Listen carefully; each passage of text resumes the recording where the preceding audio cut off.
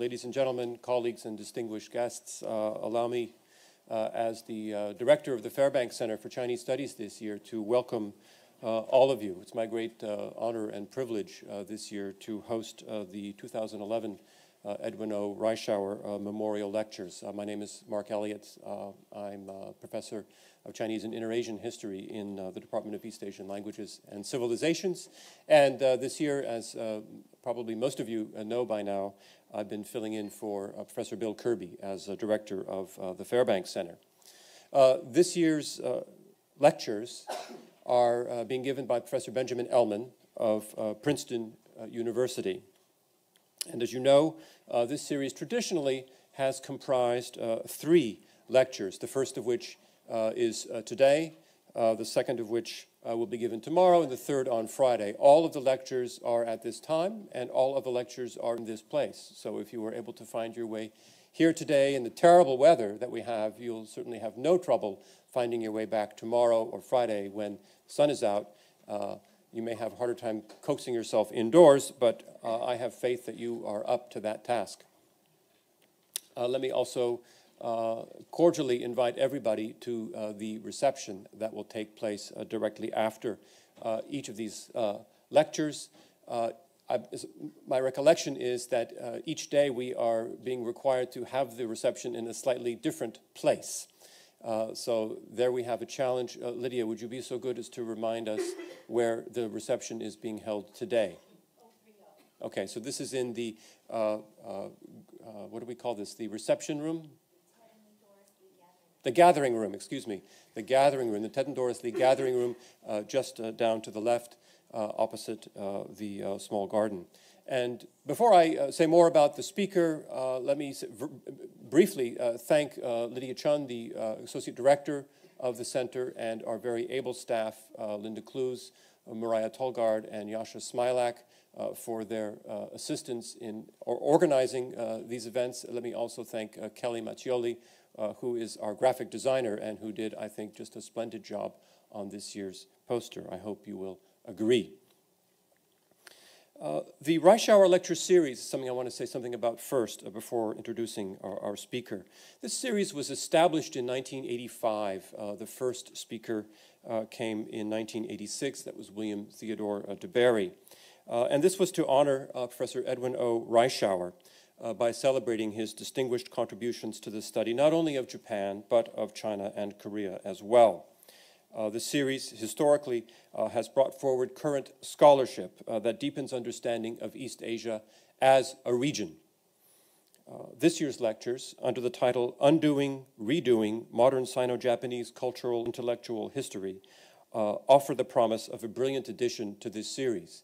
Many of these lectures have found their way into print in the past, and I'm hopeful with Professor Ellman's kind collaboration that we might be able to consider that same thing this year. But that is a matter for later discussion. I've sometimes been asked this year, why is it that the Fairbanks Center for Chinese Studies is the one that sponsors the Reischauer Lectures and not the Reischauer Institute for Japanese Studies? And indeed, this was a question I asked myself when I first came to Harvard a few years ago. There are various answers I've gotten from some of the veterans of East Asian studies here. I guess the simple answer is that those of us at the Fairbanks Center, which after all began as the Center for East Asian Research, believe that Chinese studies at Harvard, East Asian studies at Harvard, in fact, owes a special debt to Edwin Reischauer. As many of you know, Professor Reischauer's first book, which was based on his 1939 doctoral thesis he wrote in the Department of Far Eastern Languages, as it was then called, was a study of the travels of the Japanese monk Ennin to the Tang court in the mid-9th century. This book was published in 1955, and it offers a point of departure into understanding the development of the culture, religion, literature, and history of the region, in which modern national boundaries don't play such a paramount role. And I think that this is the idea behind the Reischauer lectures, to get beyond national boundaries. During his many years teaching at Harvard, beginning in 1939, the very year he finished his degree, he was immediately hired to co-teach with John Fairbank the famous rice paddies course, which in altered form continues to be offered today. This class was not divided by region. It was divided by period. Reischauer taught the first half of the class, which starting in 1940 was called Chinese 10A, Cultural History of the Far East. And then Fairbank taught the second half of the class, which was called History 83B. He was in the history department and known as the Modern Far East. So no wonder they had to come up with a cleverer name for it all, since who could remember that these were even connected in some way. Also in the textbooks that they co-authored, Reischauer and Fairbank divided responsibilities, where Reischauer took responsible for pretty much everything that was pre-modern, regardless of where it was, and Fairbank the modern. I'd like to also point out, speaking about Reischauer's early teaching in the Department of East Asia, what's now East Asian Languages, that in 1942 he ran a special introductory course in Japanese that was way oversubscribed, according to the Crimson. And he recruited some very promising Harvard undergraduates to that class, some of whom went on to very distinguished careers, among whom is Professor Howard Hibbett, who is here with us today, who was in that class as far as I understand. I hope Professor Hibbett will correct me if I am wrong. Is that correct? Were you in that 1942 class with Professor Reischauer? Does that sound familiar? Yes, okay. Thank you. Give me a moment of palpitation there. Now, I think few of us today can imagine attempting to mount such a course that covered all of the Far East, all of pre-modern or all of modern. And indeed, over the years, it has become progressively more difficult to find scholars talented enough and brave enough to attempt the kind of synthetic approach to the study of East Asia that we look to incorporate in the Reischauer lectures. And so we are very fortunate today and tomorrow and the next day that we have one of the masters of the history of early modern East Asian thought and science with us, and that's Professor Benjamin A. Ellman. Especially considering that he is, at this time, also chair of the Department of East Asian Studies at Princeton, we're especially grateful to him for taking the time to come here for these lectures. Professor Ellman is Professor of East Asian Studies and History at Princeton. His teaching and research fields include Chinese intellectual and cultural history from 1000 to 1900, history of science in China, the history of education in late imperial China, and Sino-Japanese cultural history. He earned his PhD at Penn in 1980 and taught at Colby and Rice and had a couple of postdocs before finally landing at UCLA in 1986. Those of you now going on the job market wondering what happens after peregrinations, fear not. Things will always end up well if you do good work.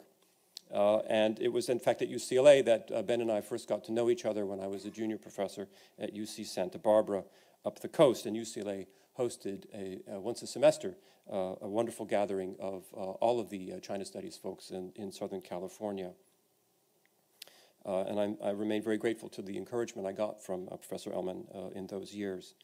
In 2002, he moved to Princeton, where he remains today, and he continues to be, of course, extremely active. His publications, I think, are known to just about everybody here. The first book, one of those field-changing making books from philosophy to philology, which I'm happy to say Harvard published, Intellectual and Social Aspects of Change in Late Imperial China. Other books, the Classicism, Politics, and Kinship book, the mammoth cultural history of civil examinations in late imperial China, which I actually read all of. And I'm sure all of my students have read all of it too, haven't you, students of mine? I thought so. And then more recently, On Their Own Terms, Science in China, and most recently, A Cultural History of Modern Science in China. The lectures today and the next couple of days are, as I say, under this general rubric, as you see, Undoing, Redoing Modern Sino-Japanese Cultural and Intellectual History. The title of his talk today is The Great Reversal, The Rise of Japan and the Fall of China After 1895 as Historical Fables. Professor Ellman's lecture will last about 40 to 45 minutes. After that, I will introduce our discussant today, Professor John Dower. Please join me now in welcoming Professor Benjamin Ellman.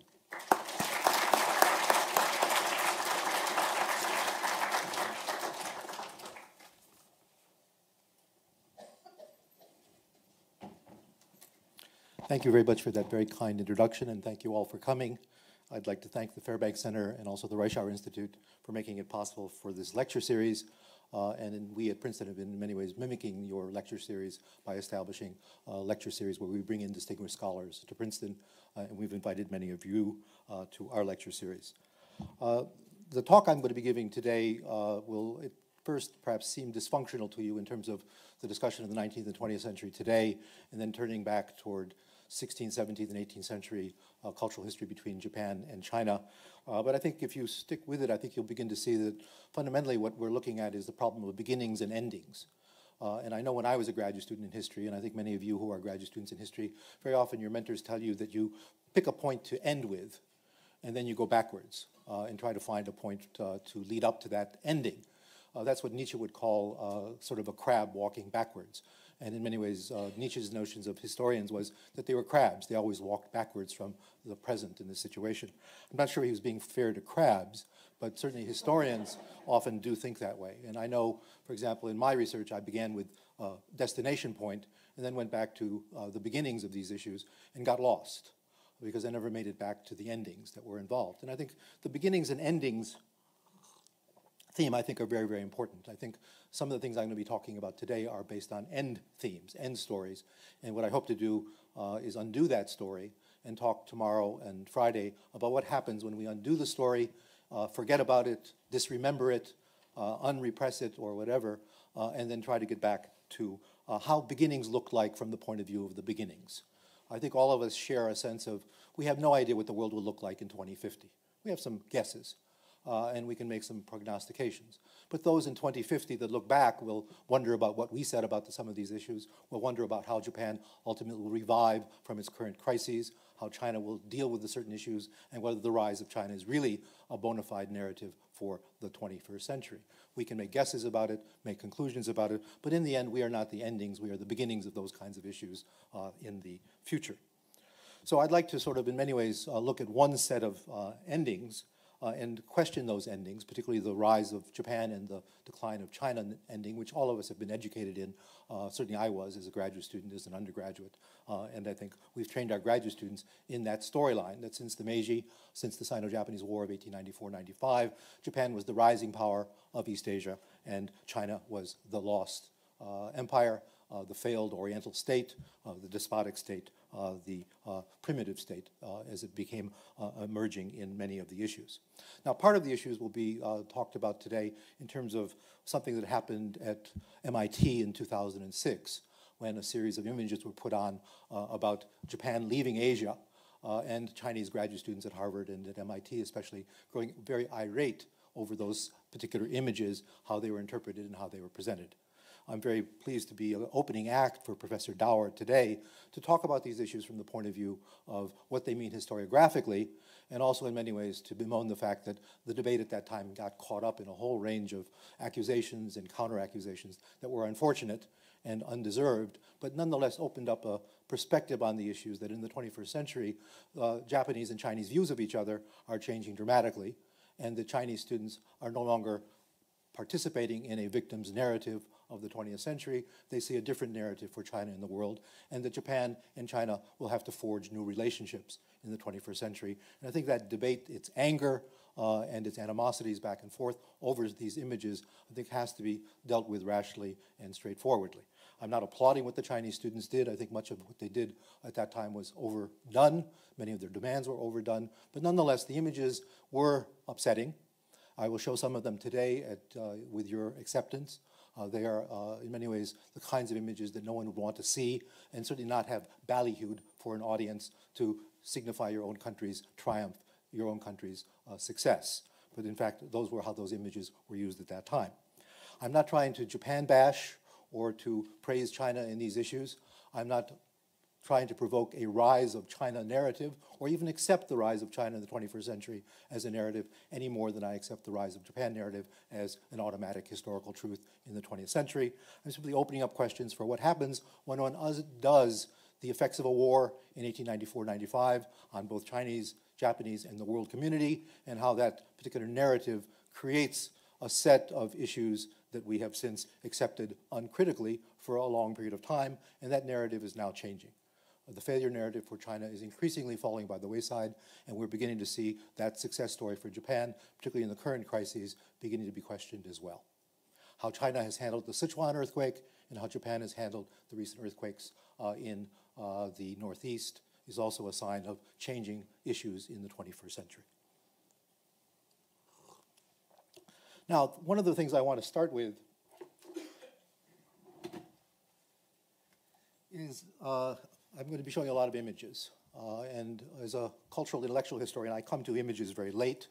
Unlike Eugene and others who were well trained in images from the very beginning, I was educated by them very late. And it was only when I ran into Mark Tansey's paintings at the Los Angeles County Museum one afternoon in the late 90s that I was suddenly struck with the power of images as optical illusions, as ideological statements, and as conceptual statements.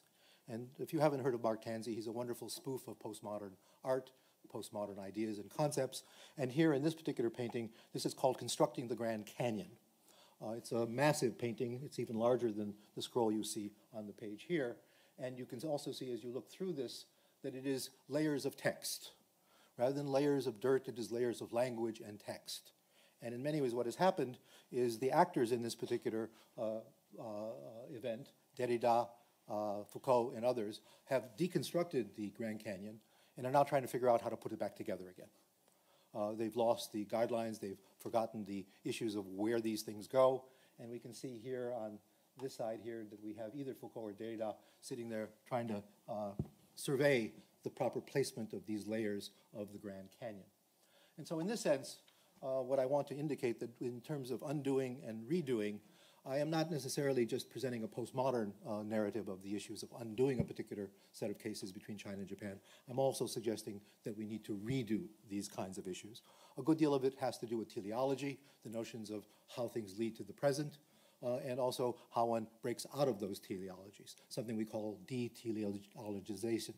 Now, in the framework of de-teleologizing a subject, I think that's only half the step. I think the second step is to re-teleologize based on newer issues and newer perspectives. I'm not arguing that the new teleology is the final teleology, but I am arguing that the newer teleologies are improvements over past teleologies, taking into account the standpoints and issues that came before.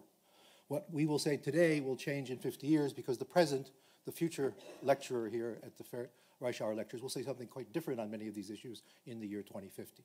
So I'm not arguing for a re-teleology that will ultimately command respect in 30 or 40 years. I think we all realize the sciences in 100 years will have different things to say to us than they say to us today. And similarly, the social sciences and the humanities go through these changes as well. And I'm not trying to argue for what I say here as normative or a perspective that all of you should adopt. I am suggesting that it is a perspective that we need to take seriously as we look at the issues and teleologies of the past. Hence, deconstruction fails because it is unable to come to grips with the newer narratives that we formulate based on the issues that emerge from the present. Art historians have an easier time of it. They know that artist always looks at past painting from the present, and because the present is always changing, the artist always refracts, always, in terms of parallax, produces new interpretations of the past, bends the reality, changes the reality, and produces paintings that don't seem to be quite what we expect.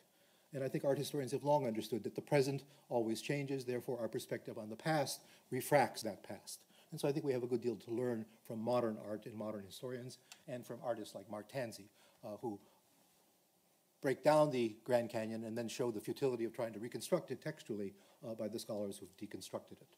We'll be coming back to Mark Tansey's paintings to show a different scene of war and literature that I think, and painting, that will in many ways evoke the issues that I think are associated with the Sino-Japanese War of 1894-95. Now, one of the paintings or pictures that we've seen for the advertisements is one of the holdings of the Harvard Library, and this is a drawing by Henry Mayer, an illustrator in 1894 on the outbreak of the Sino-Japanese War. And this one, if you'll look at it closely, it'll be very close to the woodblock prints that we will see from the Japanese artists of the late 19th century. And you can see in many ways that Mayer is in many ways copying the forms of the presentations of facts on the ground as pictures from woodblock prints in this period of time. And you can see the violence that it's involved here, the Japanese soldier in modern European uniform on horseback defeating Chinese, Manchu, bannermen soldiers on the battlefield in Korea. They are dressed in traditional costume, using swords, guns are prevalent, but this is a scene of a single leader in the Japanese army putting away pretty much a small division of so-called Qing troops in this particular issue. Again, this is an optical illusion. This is not the way it was. Even if this was a picture, it wouldn't necessarily be the way it was. We have to be very careful how we look at our realities and understand our realities. And what I'm suggesting to you is through words and through objects and through images, we see many optical illusions, and that these issues that I'm going to be showing you, with your permission, some of the more violent ones, are optical illusions that do not necessarily represent the events on the ground exactly as they occurred at that time. Now, the scenery is the Sino-Japanese War and the Russo-Japanese War. The Sino-Japanese War is perhaps less famous today than the Russo-Japanese War because it is a regional war, even though I will argue today that it had great international significance. The invasion of Japanese troops into the Korean Peninsula was in many ways intended to take Korea from the tributary system hold that China had on Korea. The Japanese weren't sure of the victory in the beginning, but very quickly, by the winter of 1895, it was clear that they would march through and take advantage of the collapse of Qing forces and also the failure of Qing forces to bring in enough troops on Korea to deal with the army of Japan sufficiently. Similarly, in the Russo-Japanese War, the predominant area of warfare will be in Korea and also beginning also in Manchuria. Port Arthur will play an important part in many of these issues. Many of us have forgotten that Port Arthur was in many ways the Gibraltar of the East in the 1890s. It was the greatest fortification in the world outside of Gibraltar. And taking it was a very, very important site for the Japanese. And as they did with Singapore, rather than attack Singapore head first, they came from behind. That is how they took Port Arthur. They came from the land, from the Korean side, and then marched into Port Arthur from the land side and didn't take it head on. It was that well fortified. Certainly other sea battles were waged at Weihaiwei and along the borders. But in these situations, the scenery was very, very reminiscent of warfare since. Korea is still on the map. The Sino-Japanese-American conflict over Korea remains in place on this same territory. And those of you who know your Chinese history know that Japan and China have gone to war over Korea many times. Arguably, the first Sino-Japanese War may have been in the medieval period when the Tang forces came in to help Silla, and then Silla tried very hard to get rid of these helpers so that they could form their own independent state. And then, of course, Hideyoshi's invasions in the 1590s, which could be the first or second war, depending on how you're counting, making 1894, 95, the second, third, or fourth war, depending on how you're counting. So I want to also put these things in larger perspective. We've forgotten the wars with Silla. We've forgotten, in many ways, Hideyoshi's war, a very well-forgotten war that the Japanese do not try to focus on as a failed war or a war without victory. It was simply a retreat, the death of Hideyoshi, and the continuation of Japan in their home islands. So this is the scenery, this is the area, and I want to look at, in this situation, the narratives that have emerged from this warfare of this period of time, and how it's been presented, how it's been argued, and how in many ways this became a debate and argument when Professor Dower and others put together this MIT website with the Japan leaving Asia argument and motif for presentation on a website. What was interesting about that problem was that many of these images have been shown at the Philadelphia Art Museum, here in Boston at the Fine Arts Museum, and other places, but because of their limited scope, they didn't have quite the influence that they would have had. Once you put things online, as we've all learned from the 2006 example, we have very little control over the audience, and we have to be very careful how we present those images and how they are interpreted. And I think in many ways, MIT was forced to bring those images down and then put them back up with language and interpretation that were acceptable for presentation for a much broader audience beyond the normal realm of those who attend museums. Now, I'd like to give you two films first to get a view of the so-called imagery. These are optical illusions as well, even though they're actual films. And in this particular framework, this is a clip from the Sino-Japanese War. You'll see Japanese battleships attacking Chinese ships at the Battle of the Yalu River. And they last about 10, 15 seconds each, and I want you to get a sense of how they look to you. Well, the Chinese ships are the ones, of course, that are taking the beating. These are the Japanese ships. Those are the Chinese ships. Chinese ship being blown up. I didn't see any Chinese junks there. What I saw were Chinese battleships losing to Japanese battleships, ironclad vessels all around in this particular battle. Now, 10 years later, the more famous war on the international scene, the Russo-Japanese War of 1904-1905, we also have a clip of the Japanese defeating the Russian fleet at Tsushima Strait. And I want you to notice the difference in firepower, what has happened in 10 years since 1895 to 1904, of what the Japanese can throw at the Russian Navy in this period of time.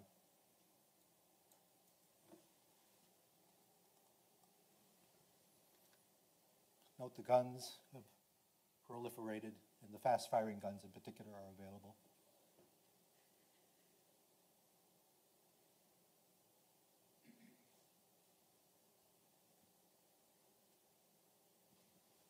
We are on the eve of World War II here.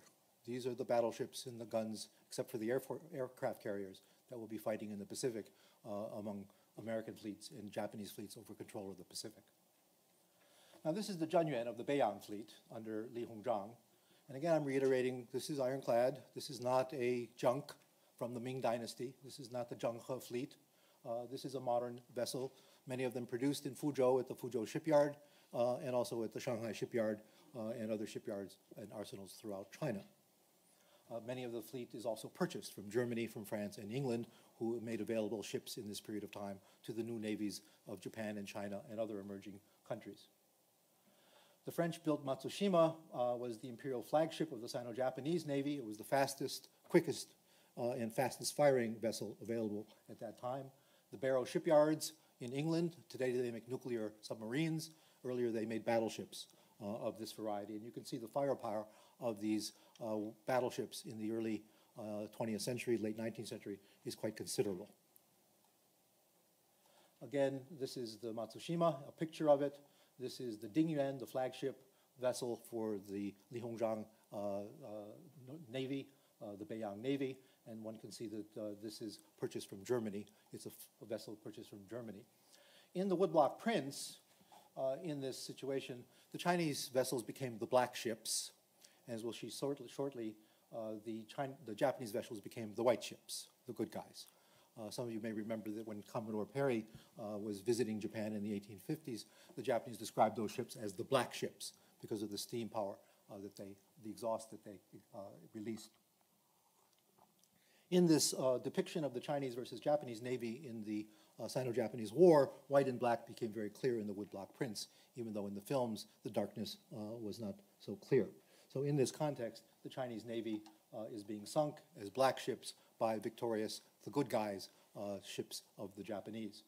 The Chinese sailors here are in many ways left to their own. There's no effort to save them, and this became a major issue in the international world at that time. How does one treat prisoners of war? How does one deal with sailors who have lost their ships? Do the enemies have to be able to bring them up and preserve them as much as possible? What is humanitarian? What is going on in these situations? Begins in this period of time. And it's an interesting discourse that the Sino-Japanese War confronts, and later the Russo-Japanese War confronts in terms of global etiquette in warfare.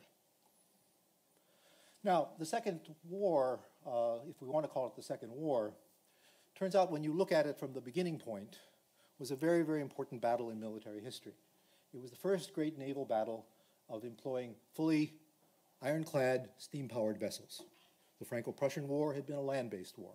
Certainly there was the Bismarck and other ships for the First World War. But the first major war as a test case for ironclad, steam-powered vessels remarkably came in this battle between the Japanese and the Chinese.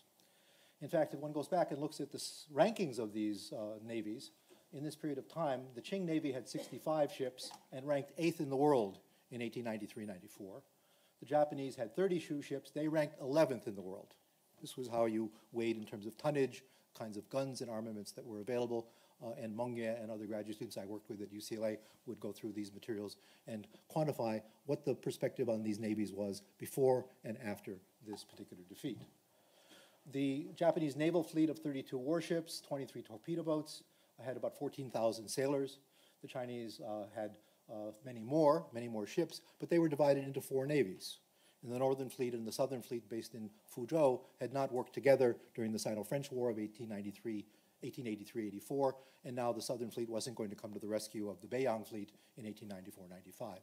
So in other words, the Japanese full well knew that they were going to be taking on only 1/4 of the Chinese Navy, and they made quite clear that they were not going to threaten foreign interests in Shanghai or anywhere in South China, that they were only interested in the Beiyang Fleet and only interested in Korea and the domains of the North. So in this context, at the Yalu River battle, each side had about 12 ships in the class. China had the advantage in armor and weight in a single salvo, measured by those who study war naval history, while the Japanese had a decided advantage in speed of ships and total amount of metal thrown in a sustained exchange of salvos. I don't want to bore you with that kind of information, but what had happened, of course, was no one knew what was going to work here in the war as it worked out. Was bigger and heavier bombs going to work, or was quicker, faster firing guns going to work? And in many ways, what came out of the war was quicker and faster firing were the way to go. And you could see that in the Russo-Japanese War, those quick-firing guns and the maneuverability of the ships compared to the earlier cruisers and battleships were one of the lessons that were learned from this war. So in many ways, the war was a very, very important lesson to the British navies and other navies in terms of trying to deal with these particular issues.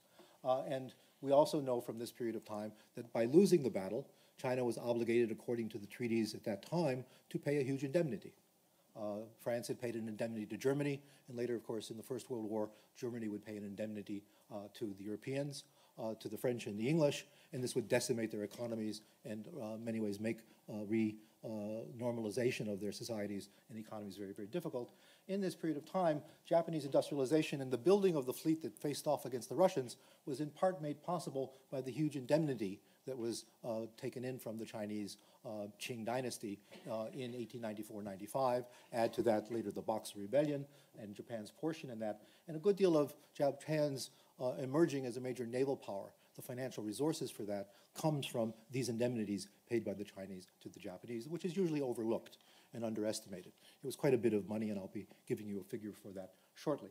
So in that context, this warfare from the 7th largest navy in the world, the Chinese, to the 11th largest navy in the world, the Japanese, had turned into a victory for the Japanese and a complete failure for the Chinese. So far, I haven't used Confucianism, culture, values, the Mandarinate, the emperor's absolutism as a set of problems. I'm simply saying, based on the battlefield performances of these vessels, the quickness of the Japanese fleets, the faster firing guns, corruption on the Chinese side. Very often the bigger, heavier guns were firing cement-filled bombs and not bombs that would explode. So when they went through the Japanese vessels, they didn't explode. So corruption based on the Shanghai arsenal, supply lines and others also mattered quite a bit. So from a purely warfare studies kind of framework, this war in many ways was not that predictable. Many Japanese were not sure that the Japanese would win, but in the end it became a very quick victory after the winter of 1895, and particularly the taking of Port Arthur from the land side, that in many ways this became a fiasco for China and a remarkable unexpected victory for the Japanese. And I think we need to remember that before the war, no one predicted particularly that Japan would win. Even Japanese were not that sure about it. And in many cases, people felt China, because of its scale, its size, the troops it could muster, would win.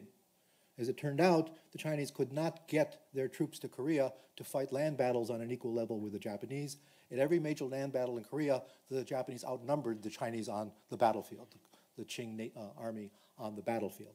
That was because they controlled the sea lanes and because Chinese could not land troops onto, or allies could not land allies onto the Korean peninsula.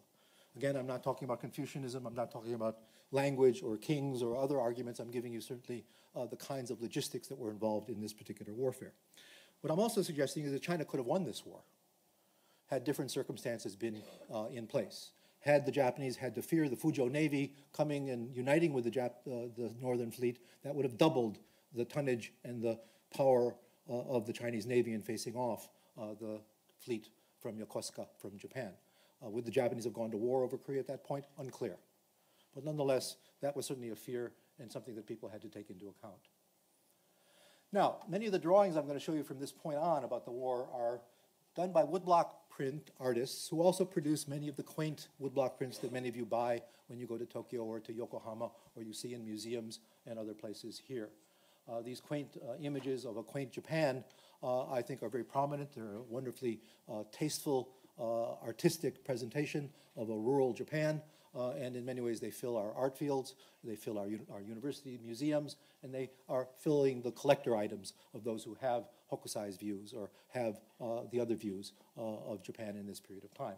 The late 19th century artists who produced these on a large scale will also produce the woodblock prints that were produced and put on place in the MIT 206 website that is still up. I hope some of you will take a look at that website, perhaps after today, and also begin to recognize the debates that it produced before. So these artists are doing many things. And these artists, cutting the woodblocks, making the prints, doing the colors, all of these artistic aspects are going to be in the service of a kind of a photography, optical illusion photography, to sort of tell the story from the point of view of how the Japanese victory happened, how the great victory over the Chinese emerged. And the Chinese are going to be seen as the losers, and the Japanese are going to be seen as the winners. Now, these other aspects of it we also have to bring into place. There was a great Japan craze in the late 19th century, as many of you know. The woodblock prints and arts had influenced Claude Monet. Here is an example of a painting of Madame Monet in Japanese costume, circa 1875, with a kimono in dress. Those of you who visited Giverny know that it's full of these woodblock prints, all artistic for the most part, tasteful, and aesthetically of a high standard. None of these warlike images per se, or images of Japan from the point of view of a modern state, emerge in this situation. So there are many different voices, and I don't want to indicate that the militaristic voice is the only voice in these particular paintings, but it is a significant journalistic voice that you'll see entering into Japanese newspapers and also American newspapers as presentations of the war. Now, as these Chinese vessels were destroyed, we can see the black ships going down and the white ships being victorious. Again, we can see that this is a warfare between relatively technologically equal enemies, and the Japanese in many ways are outmaneuvering, outshooting, outgunning their enemy, and in many ways destroying many of their ships. The ships who are not destroyed are going to be taken over by the Japanese and joined into the Navy at that point, at that time. Now, let's get a little bit more into the presentation of the rise of Japan and the fall of China. The depictions of the warfare in these woodblock prints show tall, very, very straight Japanese soldiers wearing immaculately dressed with white pants that are hardly even dirty, taking the land group army's subservience and willingness to cede territory, to cede power to the new triumph, the new Japanese military. And so the Qing army here is presented wearing traditional dress, traditional hats, and bowing in subservience to the Japanese conquerors. The Japanese are straight, as imagined, taller than, of course, the dwarfs that the Chinese have always imagined here, and there's not a single speck of dirt on their white pants in this situation. Japan, the last I know, is one of the great bowing cultures of the world. I very rarely have met Japanese who do not bow in one form or other in honor and respect when talking to other people. So this is a peculiar kind of presentation. When I presented this to European audiences, they tend to see this as a kind of a racist presentation of the Chinese Manchu troops and the Japanese as superior. I don't see it as that at all. I see it in many ways as the Japanese representing themselves as modern, as westernized, and now up to par with the Western forces at that time. These uniforms are modeled in many ways on German uniforms and French uniforms used after the Franco-Prussian War of 1870-71. So in that situation, this particular presentation of these troops is very, very peculiar. And I think we need to take into account that certainly the Chinese ceded and gave up many of these battles, but whether they occurred in precisely these forms, I think we need to be careful about.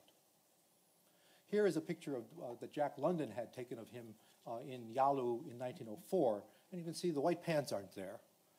Clearly the troops are dressed in Western uniforms, but the immaculate white pants are there. It may be that Jack London is not running into officers here, and that the officers are running around in their luxurious white pants. But my suspicion is that the white pants wouldn't have had any use on the battlefield, even in the situation of accepting the surrender of the Qing land troops in this particular situation. This is the more violent one. Let me prepare you for it. This is the one I think that really provoked the students in 2006. And it's something that I think I need to prepare for you, just as I think the MIT people had to prepare more carefully for visualization. This was prepared by the Japanese to trumpet and triumph their victory over the Chinese in 1894-95. It was not meant to be a secret message. It was meant to tell the Japanese how we treated prisoners of war. And this was precisely a period when prisoners of war were beginning to have rights, and armies were having agreements about what to do with prisoners of war. So what do you do with prisoners of war that resist?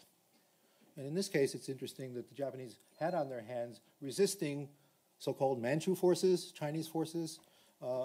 It's unclear whether they're all bannermen or there are Chinese involved. I assume these are bannerman troops in many cases, and they've been recalcitrant, and to teach them all a lesson, the Japanese officers are cutting off their heads, and the blood is flowing.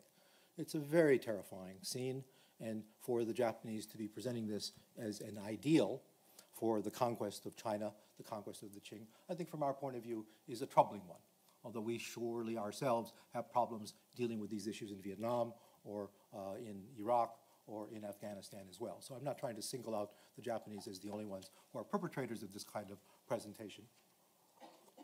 But I am indicating you can understand why in 2006 students at MIT and at Harvard and elsewhere would be appalled by these kinds of images if they are not presented properly.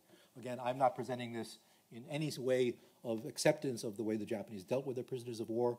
In many ways, the Japanese will learn enough from these issues from international discussions that during the Russo-Japanese War, they will go out of their way to treat prisoners of war with much greater fairness and much greater care.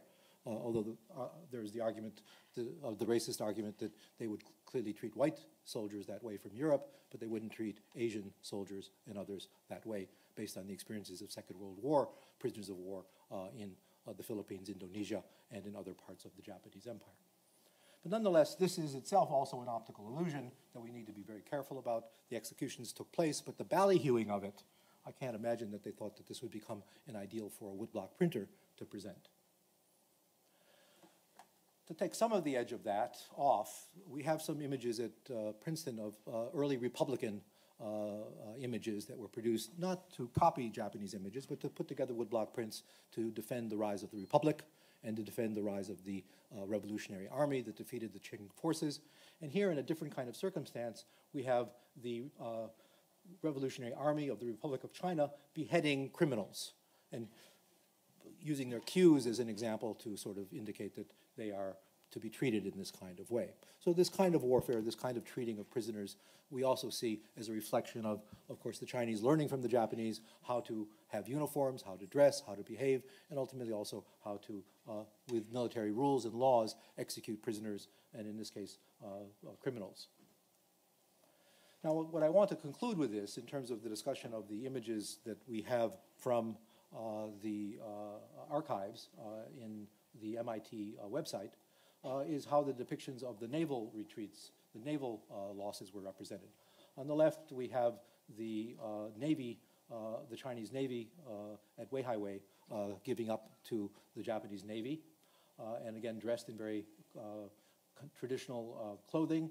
The Japanese dressed, of course, in modern naval uniforms, mimicking the Germans and, of course, the French. And behind the Qing Chinese admirals, we have the American and European advisors also trying to bow in subservience. And again, note the bowing of subservience in contrast to the Japanese standing up ramrod straight, looking at these particular figures. Similarly, at the Treaty for Shimonoseki, we have the Western advisors standing up and discussing the issues with Ito Hirobumi and others, while Li Hongzhang and the others are just sitting there, not even knowing what's going on in this situation. So the Treaty of Shimonoseki was between the advisors of the Qing dynasty and the Japanese generalissimos dressed up with their grand new uniforms of European style, of course, to augment all of their great achievements, both politically and militarily. And in this case, the war is a symbolization of the decrepitude of the Qing, its need of Western advisors, and of the leading voices of Japan being part of this process. Now, again, I want to argue this is an optical illusion. Even if we have photographs of what happened at the peace conference, we still could argue that these issues are not being presented in a fair or factual kind of way. Now, we could make many arguments for why China won and why Japan lost. We've been making those arguments for over a century now. One of the arguments is Japan was open to change. The rapidity of westernization was faster in Japan, a smaller country. Samurai warlike traditions, warrior traditions versus civilian ideals would have mattered. The economic arguments, a lack of corruption in Japan versus an endemic corruption in China. The science and technology argument, which I've given center of place here, the quicker firing guns, the Japan surprise attack, for example, at Yalu, the Japanese didn't declare war. In modern warfare, you're supposed to declare war. Well, the Japanese weren't the first to do that, and the issue came up in the 1883-84 war between France and China when France didn't declare war and just invaded the Fuzhou fleet and bombed them. And from that, the Japanese learned that one didn't have to abide by the great laws of the 10,000 states, that one could, in many ways, win effectively by defying those rules and laws. And so one of the advantages that the Japanese also had was attacking without premeditation. And so in that situation, though, the Americans in particular should know this and understand this based on Pearl Harbor, that attacking without declaring war has certain advantages to you. It set back the American effort in the Pacific by several months, if not several years, in trying to deal with these kinds of issues. So that's certainly one issue you want to take in. And I'll return to the indemnities, and that will be the end of this particular story. I figured this out when the yen was about 110 to the dollar. It's now about 85, so it would be even more now. This is roughly 200 million Kuping's silver taels, which would come to about 745 million kilograms, equal to about $3.8 billion, coming in 1895. Not all at once, of course. This would be 2 to 3 times the annual Japanese government revenue of that period of time. It was a windfall profit. And it made possible a whole range of other developments in Japan, the development of the arms for the new ships and other economic necessities for Japan in this period of time. Add the Boxer indemnity, and of course this is money taken from the Qing and given to Japan. The self-strengthening movement, of course, has no funds. It had more funds than the Japanese did in the 1870s and 1880s for the Changnan Arsenal, for the Fuzhou shipyard, but now in the 1890s into the early 20th century, the Japanese have much more economic resources than the Chinese do for their efforts. So I think we need to bring this into the equation and evaluate these kinds of issues. So China's failure and Japan's success based on this warfare, I would suggest, is not so simple as a simple-minded rise of Japan and fall of China, when in fact the rise of Japan is implicated in the fall of China in this period of time. Now I'd like to return to Mark Tansey just to finish off this narrative discussion and show how art, the woodblock prints of Japan, can be read in a funny kind of way to look at the remnants of Second World War. Mark Tansey's The Triumph of the New York School, 1984, is a remarkable portrayal of the rise of New York as a center of art. After the Second World War, after the destructions of Europe, the fall of Germany, the embarrassments of France, England, of course, bombed quite a bit, that in this context, the warfare has signaled a rise of New York as the artistic center precisely because of the victory on the battlefield that the Americans, by not suffering any major losses at home, have been able to gain in this warfare. And in this picture that Tansey portrays, we have the Europeans in First World War garb fighting underground in foxholes versus the Americans fighting above ground with their Second World War II uniforms, accepting the surrender of the Europeans. And it's a very funny kind of painting, and similar to the other one I showed you. Here, Pablo Picasso, who's irate over this, he's not going to see the art history world moving toward New York rather than to Europe. Salvador Dali doesn't seem to care very much. He's smoking a cigarette by the side. Clement Greenberg, Jackson Pollock, and others, as Americans, have their hands in their pockets, aw shucks, kinds of perspectives, and they're accepting this domination in this context as sort of given, and that we need to evaluate this transformation based on an artistic battle. So art is represented through warfare here. It didn't happen that way, or did it? Depends on your interpretation.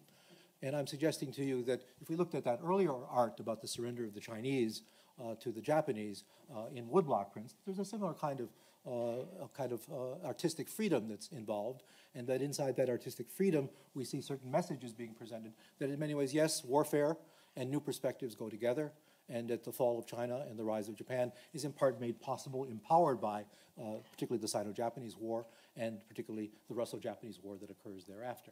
And that we can see it in our home areas in terms of the way Mark Tansey spoofs postmodernism to show the rise of the New York School to be a military victory and nothing more than that.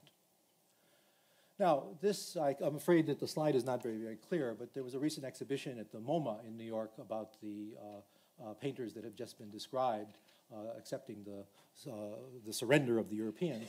And the narrative is a very interesting one. Let me try to read at least part of it to you. Here it says, with the grave intensity and sense of responsibility, the Americans, who would later become known as the abstract expressionists, set out to make art that would reassert the highest ideals of humankind. Historical circumstance afforded them an advantage. Wartime events had made New York City the one place in the world open for the business of modern art. Exiled artists and art dealers filled the city. Indeed, this museum, with the most advanced work of the time and local artists, had front row seats. They were readying themselves to occupy center stage. It's an interesting artistic narrative, but it's very unlikely that the painters were seeing it in those kinds of words and arguments, but this was based on a recent account at the MoMA being presented this way. So I'm not putting this out simply for an understanding of Japan or China, but in many ways, these images allow us the assumption, or at least the belief, that the Americans are superior because of our moral superiority as a result of this particular war. Fenollosa, as many of you know, and Okakura Tenjin began to build these kinds of arguments into their understanding of Chinese art in the late 19th, early 20th century. Chinese art had failed, along with the rest of Chinese civilization. I won't go into it in any great detail here, but let me just simply read that but if we adopt any high universal test of aesthetic attainment, great spacing, great characterization, and the structural use of great color, we shall find modern Chinese paintings to have fallen almost to the childish point of awkward weakness and ineffective symbolism, the same point to which the European Christian art fell to in the poorest of Byzantine mosaics. And then the telling lines, the only hope for the hopeless is to perceive itself to be hopeless. We may then come to discard it and begin anew. Let us not really lower our critical standards to suit a degenerate present. This is on after the Sino-Japanese War, Russo-Japanese War, and this perspective is written in as if it is accepted and as if it is universal. We can all laugh now. We say similar things about our own situation today that people will laugh about in 50 years from now in terms of our perspectives. So I think we need to sort of have some distance for this. But Fenollosa and Okakura Tenjin made a living out of doing art history by portraying a failed China, a failed art. Add to that history the rise of the Song dynasty and the demise of the Ming and Qing as historically viable dynasties, and we begin to see that a good deal of our understanding of late imperial China, the Ming and Qing, has been encoded with a good many Japanese messages from the great scholars of Japan who have influenced our fields of Song history, Ming and Qing history as well. That this narrative from the most knowledgeable of Chinese history, from the most knowledgeable of Chinese art history, they were much more knowledgeable than we were until quite recently, that these narratives in many ways began to be provoked and pointed in a session praising the Japanese superiority. Victoria Weston's recent account summarizes this as arguing they saw China as a subjugated and a fractured political entity, and in many ways saw art history as an effort to encode that particular failure. Well, a good many of our narratives have been failure narratives ever since. They enter into our narratives of production. Here we see the colonel defeating hordes of Chinese in the Sino-Japanese War, making its way into the 1894 issue of the San Francisco Chronicle. This is almost like a Run Run Shaw movie made in Hong Kong, where one person can subdue hundreds at a single blow with a single sword in that situation. And we also see from Punch an interesting perspective on this from the sideline, the Goliath of China versus the dwarf samurai soldier from Japan. Who would win? Of course, the faster, quicker samurai versus the bigger but slower, stodgier Goliath would lose. These perspectives, of course, also give us a sense of the misperceptions, the optical illusions that we all accepted as some sort of sense of reality of the time in that context. John Fryer and others, John Fryer had spent 30 years in China, in Shanghai, translating materials for the Jiangnan Arsenal and for the schools that he helped establish there. And then he decided in 1895 to go to Berkeley College. And he sent a letter to the president of Berkeley College, Kellogg, at that time, explaining why he was leaving his life's work in China. And he said in his letter to Kellogg, these survived at the Berkeley archives of the Fryer collection, "Of course, this looks to the general decay of the Chinese language and literature, and with them the comparative uselessness of my many years of labor. Their doom seems to be inevitable, for only the fittest can survive. Note the social Darwinism that has entered into the narrative of a Christian missionary in the late 19th century. It may take many generations to accomplish, but sooner or later the end must come, and English be the learned language of the empire." Well, certainly English is important, but Chinese seems to be doing very well, and so-called Chinese characters, a kanji or whatever, are also seeming to do very well in the new global age of websites and electronic information. So Fryer was dead wrong, but you can see the perspectives of 1895 began to see a period of the end of China, the demise of China, the fall of China, and where should China go. And I would add to that, Chinese began to accept that. And here we begin to see an important transition for the failure narrative of China coming out of a triumph narrative for Japan. Revolutionaries, after all, need a failed past. Revolutionaries need a failed country to revolutionize. And so in many ways, the Japanese and other accounts were providing the beginning reformers and the beginning revolutionaries with a failed China that must be revolutionized. Now, I'm not going to get into the argument of whether the revolution was inevitable or not, absolutely essential or not, but you can see that the beginning of the argument is China had failed so miserably in the Ming and Qing, particularly in the late Qing, that we needed and must have a revolution. And Japan, in many ways, helped build those kinds of arguments and helped support reformers and revolutionaries by taking them in as giving them havens after 1898 and certainly in other periods as well. Of course, if one says that the revolution required these kinds of narratives, well, that begins to question the narratives themselves and makes you wonder whether the narratives had that kind of objective cosmological power that meant that the revolution was inevitable, or maybe it wasn't all that simple. And maybe we have been snookered by a revolution in the 20th century that took itself into its own framework and argued that things were inevitable. Here, Feng Youlan, in 1922, coming to work at Columbia, begins the great argument that China has failed in science.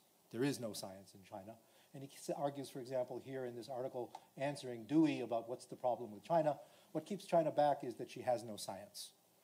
And we have for a generation been arguing that with Needham and others about why China failed to develop modern science. And because of that tremendous focus of manpower on that particular interesting heuristic question, we know very little about modern science as it actually evolved in modern China, and certainly since 1949. We have so many people working on the failures in the Ming Dynasty, the failures in the Qing Dynasty, that we don't have a sense of what happened in the Republican period and the beginnings of the rise of industry and science in the 20s and 30s under the Republic and the Kuomintang, and the rise of the sciences in the 50s and 60s. There are just a handful of people doing research on those subjects. Yet I can give you a host of people associated with Needham and others working on the failure narrative for Chinese science, as if there wasn't any. And we, of course, now understand there was quite a bit in the 1860s, 1870s, based on the translation work of Fryer and the others that we would want to deal with. So in that context, I think I probably will want to stop shortly. I don't want to go on too long, but I wanted to present to you a sense of the failure narrative as something common sense, and I hope by now I can help you to see that it was constructed. Constructed with a great deal of Japanese expertise, of the Japanese influence on sinology, and I'm an example of that influence. Has been pervasive. Many of us have studied Chinese history in Japan, and the narratives of Miyazaki, Chisada, Yoshikawa Kojiro, and the others fill our narratives in Song history, Ming and Qing history. And those narratives, as excellent and as worthwhile as they are, came packaged with a whole range of assumptions and feelings about Japan vis-a-vis China after 1894-95. And what I want to do tomorrow and Friday, we'll try to look at those issues without this narrative, this heritage of this narrative, the weight of this narrative weighing us down to see things, to predict things, and to see things in only new ways. The reasons why China never developed science, the reason why China never developed democracy, the reason why China never developed capitalism, go on and on, often develops into its own kind of cottage industry. And I won't go through each one of these. Each of them is plausible in its own kind of way, and many of you have used them. I misled a generation of students at UCLA arguing these kinds of issues until I began to realize that if all of this were true, there shouldn't be anything in China. And yet there is so much. And that one of the ironies of Needham's work is, even if his arguments are questionable, the weight of the volumes of the information in them is enough to make sure you don't want to be under them when they come down. There's so much information and problem in there. So I think we need to sort of come to grips with the issues. Can we really remember a time when it was argued the Chinese had no merchants? Granet's ancient view of the Shang dynasty became normative in the 20th century for arguing the Chinese are anti-mercantile, which of course they are ideologically, but that didn't mean there weren't any merchants the way Granet argued for the Shang dynasty. How we would have taken those kinds of arguments seriously and used them for our particular perspectives gives you some sort of cautionary tale about how we should view our own scholarship today in trying to make sense of many of these issues and problems. And certainly omniscience is one of our traits. Whether we are frogs or whether we're crabs viewing things backwards, omniscience is not one of our traits. And I think we need to be very careful about reading into these narratives any sense of omniscience, including omniscience about the revolution in the 20th century as inevitable or otherwise. Now, new perspectives is what I hope to open with tomorrow. What happens when we undo this narrative? When the narrative of decline of China and rise of Japan, things become very hard. You now need new answers. And so some of the answers I'm going to propose beginning on small-scale subjects tomorrow and the day after will be efforts to learn how to walk again without these huge techniques, methodologies that we have in place to tell our undergraduates how things really were in the period of the 1894-95 war. When we undo that narrative and we get through that fog and see how much we have been manipulated by many of these issues, I think we begin to see that it's very hard to figure out what to do next and how to proceed next in these issues. These narratives will remain dominant for a long period of time, but what I'm going to suggest is we need a new starting point to get back to beginnings as beginnings without the insufferable endings suffocating them. And one of the areas you might say, let's go back to the Grand Armada of Zheng He. And I think that's the worst possible argument. This has been turned into a science fiction movie by Gavin Menzies, where the Chinese have landed in Rhode Island, have gone across the Atlantic, and gone to Australia. It's precisely the opposite of the other narrative. Rather than the failure narrative, it's the kind of Disneyland version of China from the Ming Dynasty of what might have been. And I would suggest, whether Fujian likes it or not, or Gavin Menzies receives warm welcomes in Fujian when he makes these arguments, that it is pure science fiction, and our solution is not to go to a great and greater China and make a smaller and smaller Japan in this particular story. It's much more complicated than that. And where I will want to start tomorrow is the first Japanese war, Sino-Japanese war, at least in modern times, when Hideyoshi invaded Korea. It's a remarkable war. And we won't go into any detail today, but it's roughly comparable in terms of numbers and in terms of technologies to the Spanish Armada invading England and, of course, falling at the hands of the great kamikaze of the North Sea in that period of time. All of you know about the Spanish Armada. I suspect most of us have forgotten about Hideyoshi, except those of us who are specialists of Warring States Japan and early Tokugawa Japan and where Tokugawa comes from in that kind of situation. So tomorrow I'd like to begin with the first Sino-Japanese War and see how things look from that point of view as of the 1590s forward, rather than looking, as I did today, from 1894-95 backwards. 1894-95 means everything failed. Confucianism failed, the state failed, the society failed, there were too many people, all kinds of things enter into that kind of powerful narrative. And what I want to do tomorrow is begin to build Humpty Dumpty back up again. The metaphor of Humpty Dumpty is a very good one in terms of postmodernism and its impacts. How do we build it back together again after Humpty Dumpty has fallen down? Thank you very much.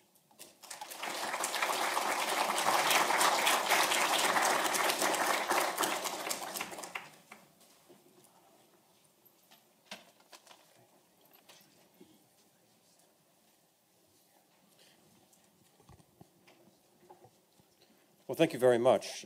As someone myself who spent a fair amount of my graduate training in Japan, this notion of the effects of Japanese histories of China and being packaged in this larger narrative of Japan's relationship to China is certainly something I've thought about, not quite in the way that you've put it today, though, and I'm looking forward to hearing more about how this teleology of failure will be rewritten, how Humpty Dumpty will be put back together again. I thought Humpty Dumpty couldn't be put back together again, but you will show that we're wrong about that. No, I think the same thing as the Grand Canyon can't be put together.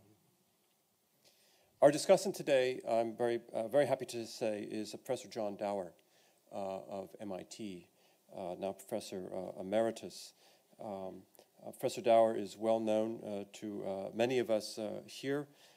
He taught at MIT for a good 20 years. Before that was also at the University of California, but in San Diego. And prior to that, at Madison at the University of Wisconsin.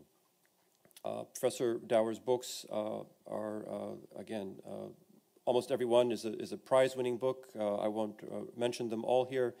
The best one, I think the best known one to all of us, is Embracing Defeat, published in 1999, which won him a Pulitzer Prize, the Bancroft Prize, the National Book Award, the Fairbank Prize, and other prizes as well for the Japanese version of that book. He is, of course, also one of the creative figures behind the Visualizing Cultures exhibition, online images that Professor Ellman referred to, and which, like today's lecture, the Reischauer Institute, together with the Fairbanks Center, will be helping to co-sponsor in May this year, a weekend symposium. Professor Dower, the microphone is yours.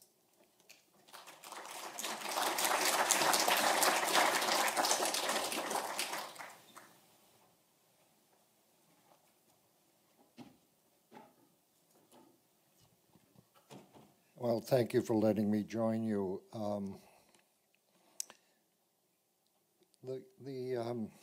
I was brought in really because I was the one who wrote the unit that caused the controversy in 2006. Visualizing Cultures is a site that my colleague Shigeru Miyagawa and I created in 2002. And this month, April 2011, is the 5th anniversary of the incident, which I hadn't realized until it all came together today. It's not a happy recollection. And I thought that what I can do mostly in the paper that Professor Ellman submitted that I read, he had spent much more time on the site and on the Chinese students' response to it, and trying to understand the rationality or the understandability of that response. And I thought perhaps what I could best do is just speak from my own perspective on the use of these images, on the narratives that they were presenting, what Professor Ellman has called optical illusions, which is a very interesting phrase. I guess I was looking at as propaganda of the Sino-Japanese War in plainer terms. But I wanted to talk about several things here, and I wanted to talk about the incident because the incident resonates with us today. Visualizing Cultures was created by Professor Miyagawa and I. The thrust of it is simply that we can use now as historians and scholars, we can use graphics as texts. That is to say, we read them as we would the written word as scholars. And what we can do now, the reason why we are doing this now is because technologically we can make these materials available to teachers, to scholars, to students in ways we never could do. I'm of the generation where you copied things from a book with your own camera and showed slides in the classroom. It's a totally different world there now. And one of the notions was we could weave together the images in an analytical text. When we were doing this in the early in the early 10 years ago when we started to do this, there was quite a bit of notion that you really couldn't do this because that's not what people using the web could do. But the notion was we could make materials available, we could do this in ways that had never been done, and you don't censor what you put up. You do not ever try to distort the nature or real thrust of the database. When we came to the unit that caused such consternation and more than consternation, it was a very, very harsh moment. The unit that went up was called Throwing Off Asia, and it had 3 parts. Throwing Off Asia was, and I wrote the narratives, and it's very clear I wrote the narratives. I want to make that point clear. You'll see why in a moment. But my name is on all of them. It comes from Fukuzawa Yukichi's Datsuadon. Throwing off Asia was the notion that Japan would throw off traditional ways and westernize and modernize.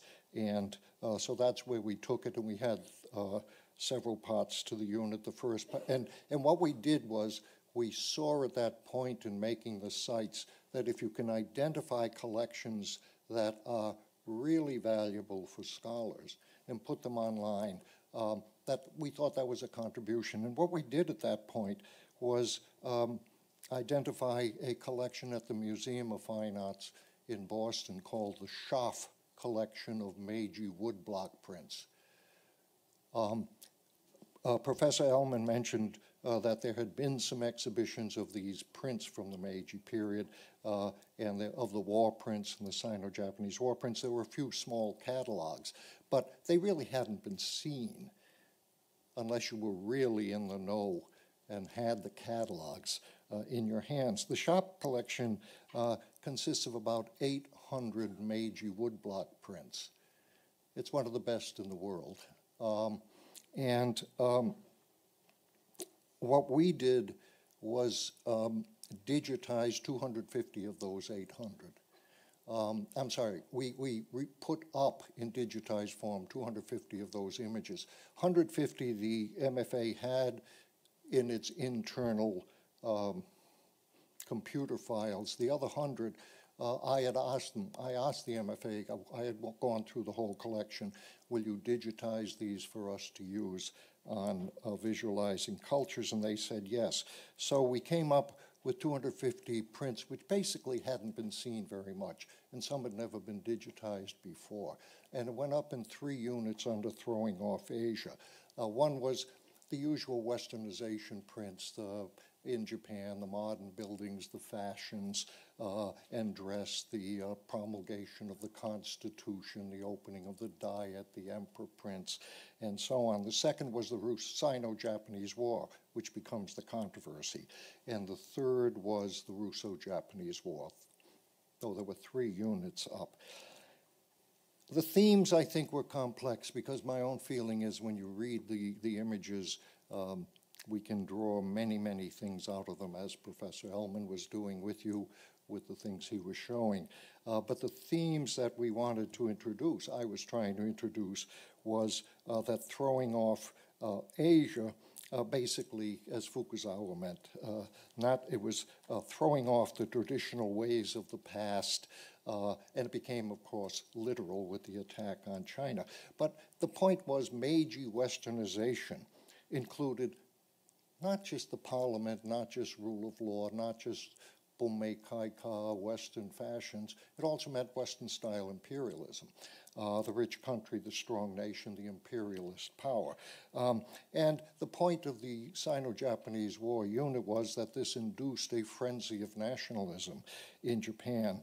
And you could see it in the prints that Professor Ellman used, some of which, the ones that came from visualizing cultures, the Western uniforms, the Western posture, the clear identification with the West rather than Asia, represented by China, comes off strongly.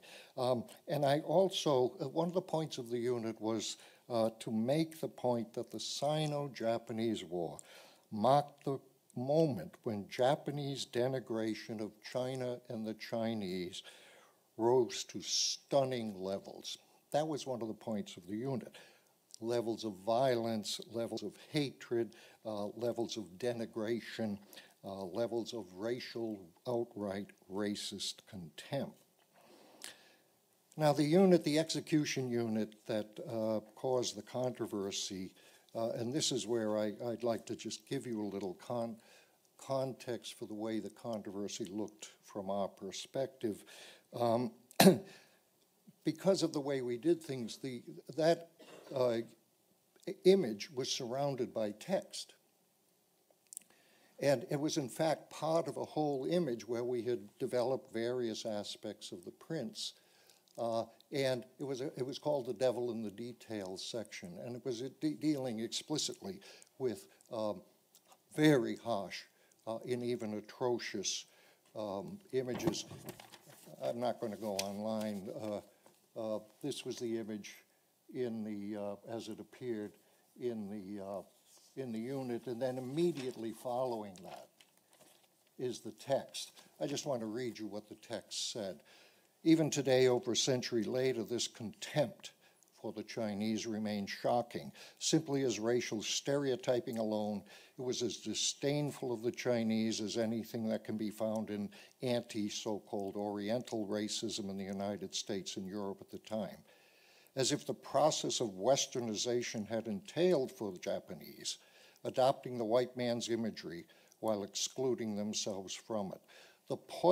This poisonous seed, already planted in violence in 1894 to 95, would burst into full atrocious flower 4 decades later, when the emperor's soldiers and sailors once again launched war against China. Ironically, the Japanese propaganda that accompanied that later war involved throwing off the West and embracing Pan-Asianism, but that is another story. There's much more text like that. So that was the point of what was going on there. And in the paper that I read of Professor Ellman's earlier paper, I don't think he mentioned it today, he said when he saw the site, he thought, well, if there's going to be a reaction against it, it's going to come from the right wing in Japan. And that was my expectation also. I assumed that if there's going to be some kind of a protest, it'll come from the right wing in Japan, because these were really, and we have many such images. That's by far the most horrifying, but there are many. And I also thought that that would be the case, that the Great War that puts them on the path of the victory narrative would be the one that was being challenged. And it didn't happen. And we did have a very, very harsh response, began in MIT grad students who went into the site 6 months later because there had been a little thing on the MIT website saying, here's an interesting MIT project. A couple of Chinese grad students at MIT went in, sent us emails, sent Professor Miyagawa emails saying, this is very disturbing, and Professor Miyagawa answered them immediately. But what they did was they went viral. And what happened was that within moments, and this is a fascinating window on the world we live in now. The world we live in is just not the world I grew up in when I began teaching, or when I was coming to the end of teaching. It's just a different world. It went viral. What was done was that single image, the execution image, was lifted out of the site, put online with Chinese text around it, and the Chinese text said, MIT professors think this is beautiful art. And that went viral. That went viral. So what you weren't getting was a response to the site. You were getting a response to the way in which a really horrendous image, which I wrote, this is really horrendous, was lifted and said, we think this is beautiful art. And essentially no one really looked at the site during the controversy. What they were, those who did look at the site did not read the text. This is the world out there. And when it's visual, you skim, you scan, you browse, you pick up what you want. So it became an issue that was divorced from the larger thing of what we were doing, and it was highly orchestrated, because once it went out there, it became picked up by organized groups, and Professor Miyagawa eventually retrieved everything that was out there, because this is what you can do with email. I hope you all know that. It never goes away. And so you could reconstruct all of this. And so an orchestrated campaign went on that immediately engulfed the United States. It took about 6 hours, I think, between those initial emails and this becoming a nationwide incident. And this is where I would talk about things that didn't come up in Professor Ellman's talk. My first point is that the image is isolated. The second is that the response is then orchestrated. The response targeted Professor Miyagawa, not me. And it was unbelievably, viciously violent and racist.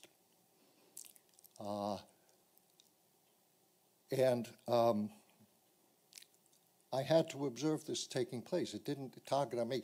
The site had on it, for information about the site, contact Professor Miyagawa, and they gave his email.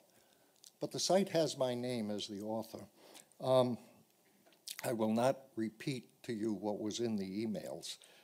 It showed a very, very good command of the crudest of English language invective and racist invective. It was sheer racism of the crudest sort. He was targeted by email and by phone, and then it extended to where he received a death threat to him, and they posted online Professor Miyagawa's home address, home phone number, and names of his children. And by this time, and I was there, I had to watch this happening to him. By that time, the MIT police were in on it, and his house was put under police protection for a number of days.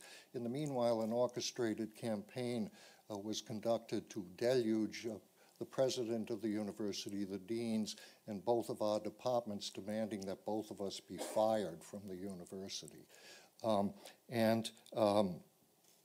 So this was the circumstances in which, and Professor Ellman talks about this a little more in the earlier draft, we took down the site temporarily. Now, the other point that obviously is taking place, this is 2006, it's taking place in the context of Chinese nationalism in general, and the rise in anti-Japanese targeting in Chinese contemporary nationalism. And that goes into your narratives in general in the biggest way. So this became the moment of this that we were then pulled in, and we had those meetings. And we had a meeting with the students, 100 grad students at least. The room was packed. Mostly grad students from MIT and Harvard. They were enraged. I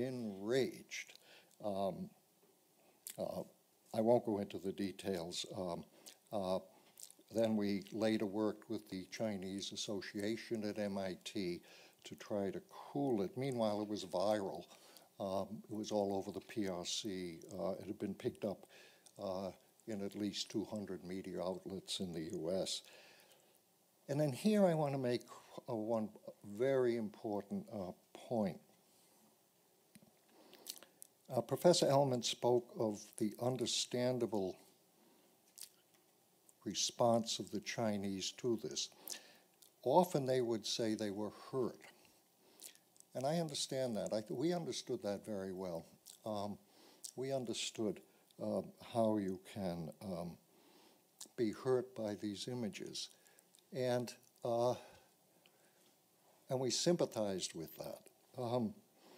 But in the room and in those emails and in those phone calls, the university police monitored all our emails and phone calls. I wasn't on email, but they monitored all our phone calls for, I don't know, a couple of weeks because they took the threats seriously.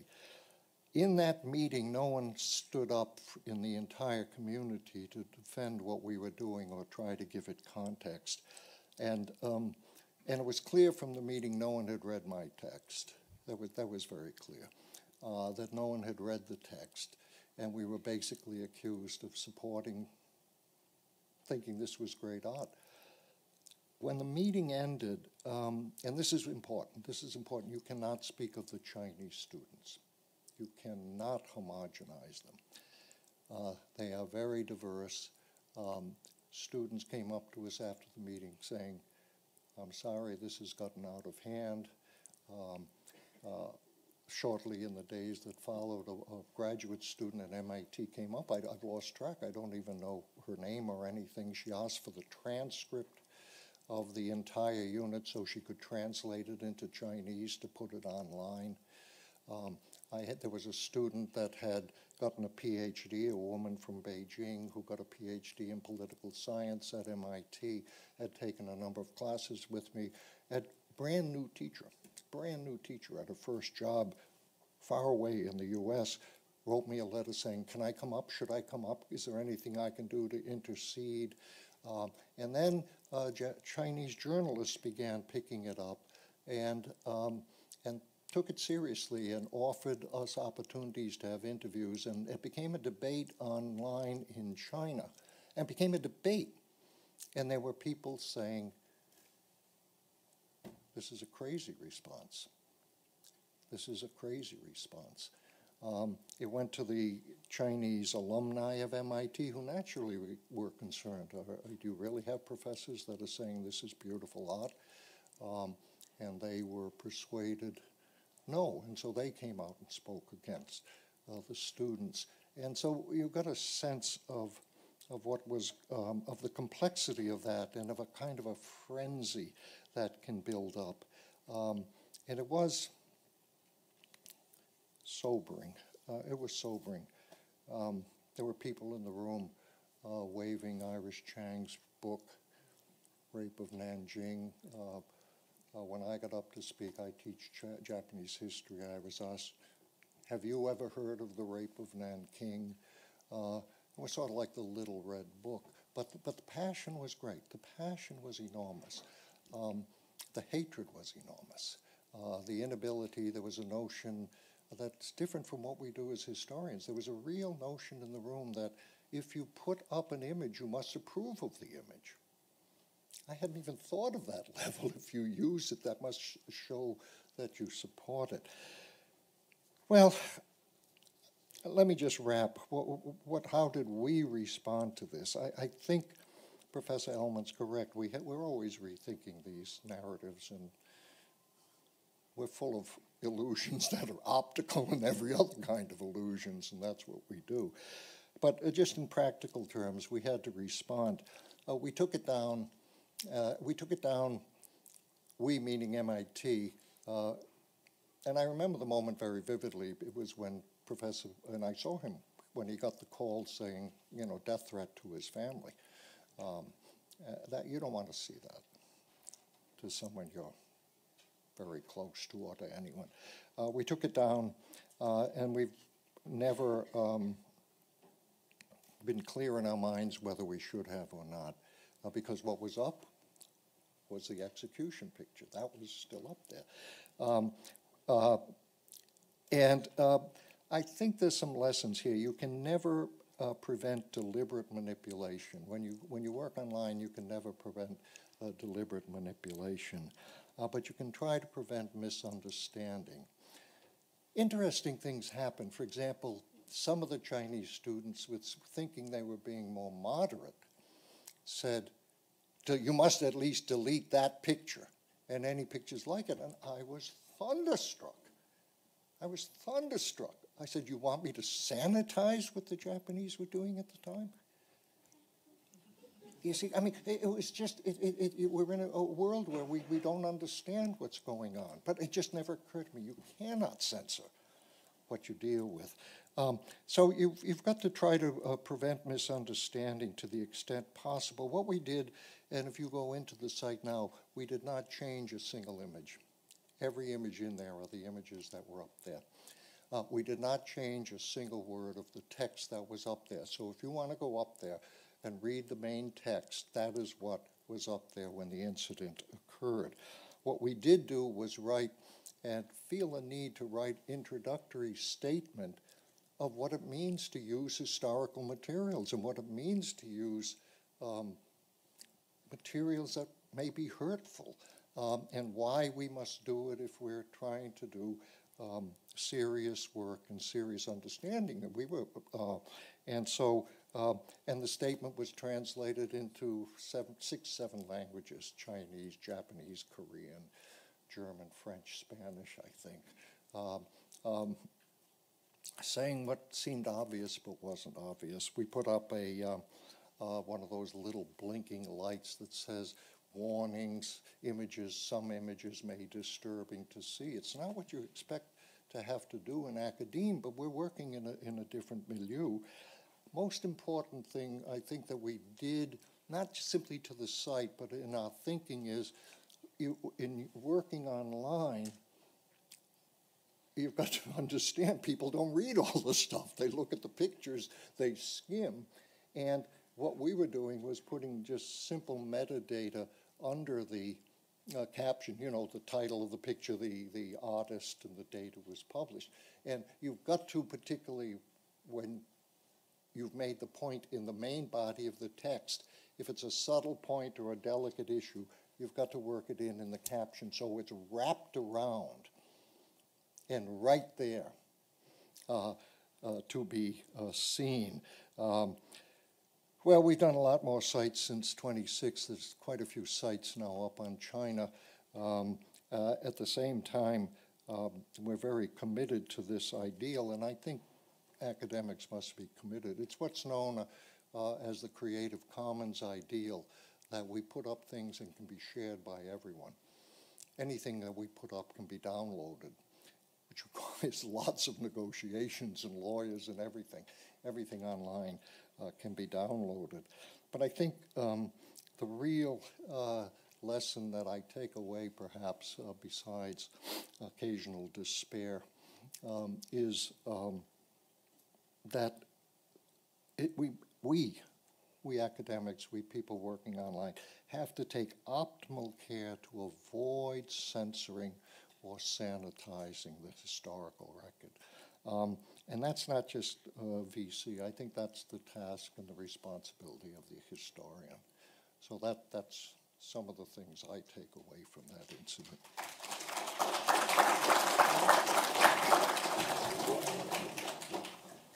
If we needed any reminder of the importance of bringing together a discussion of narratives of Chinese history and narratives of Japanese history, I think that the story that Professor Dower has given us, familiar to many of us, but perhaps not to all of us before today, is a very salutary reminder of that importance, something that lies very much behind what the Reischauer lectures are really all about. Remind us also that although we tend to think of ourselves safely ensconced in our ivory tower here, that all history is political ultimately, and it doesn't take much, especially not today, for things that we say, things that we write, images that we have uploaded to the net to go out of our control, and they become very, very powerful indeed, frighteningly so. And all of these narratives, I think, narratives of failure, narratives of success, victimhood, and so forth, require great care. Let me open the floor for questions. I wonder if we might turn the lights up just a bit make it a little bit easier for me to identify folks in the audience. Please. Great. And if you could please identify yourself before you begin to speak. Hi, that'd be great. I'm Luke Lee from Peking University, waiting for at the Fairbanks Center. I want to have a question for Professor Martin. Do you think your interpretive is a kind of comparative history interpret is a kind of master narrative in the West? You know, it's different with maybe the Chinese narrative. That's my question. Thank you. Do you think it's a kind of master narrative in the West? The comparative analysis between Japan and the Chinese. This is a question for Professor Ellman. Yeah. Yeah. Well, I think in many ways, the revolutionaries internalized this narrative of failure. And I think in some ways, the images that we've been discussing enabled revolutionaries to say, this is what's wrong with us. This is what we have to do to change. So ironically, the revolutionaries wanted as much of a failed China as possible to develop. I think that narrative of a failed China is slowly but surely changing. You can see it, for example, in the changing movies about the Opium War.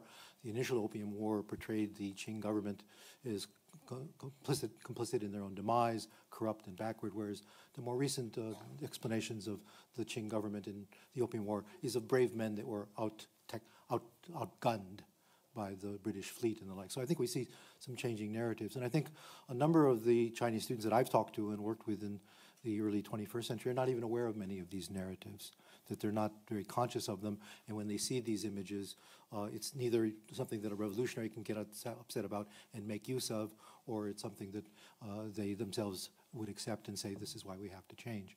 So I think it's a very complicated kind of issue, and Professor Dower is right to say there are many different kinds of Chinese students that are involved in this. But I will say that the contemporary Chinese students are being educated in a different kind of way about these kinds of issues, and certainly the Sino-Japanese issues are being presented differently in China than they're being presented here, particularly much more sensitive political times.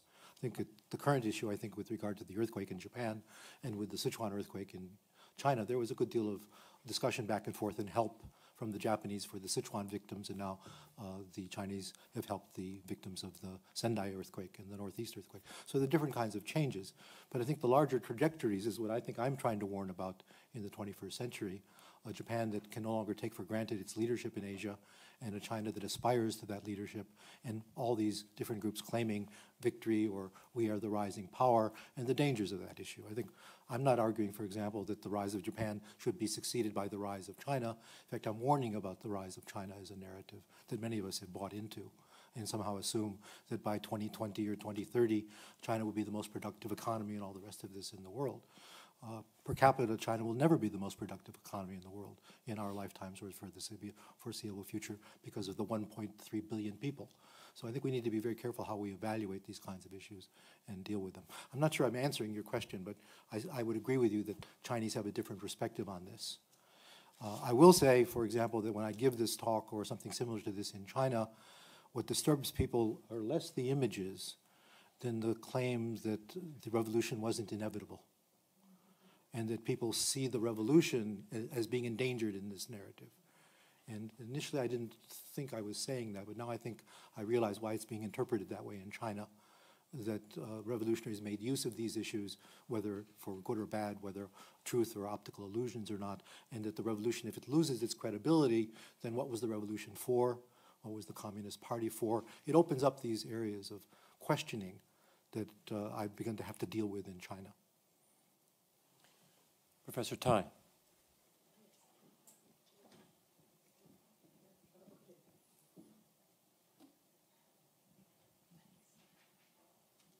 You've done a very good job of showing that the outcome of the Sino-Japanese War was not at all predictable. It could have gone the other way. Had it gone the other way, then perhaps the narrative of Japan's rise would not have been so dominant. However, it's not impossible that the narrative of China's decline would still have been available, because there was this history of, since the Opium War, the Taiping Rebellion, the various rebellions of the 1860s and 70s that showed that China was very weak. So perhaps not the Sino-Japanese War, but some other confrontation would have produced a kind of narrative that made Chinese convinced that they needed to change their society altogether. So what I would suggest is that we might want to decouple the idea of Japan's rise and China's fall. I would agree with you, except that it takes for granted the notion of a declining China in the 19th century.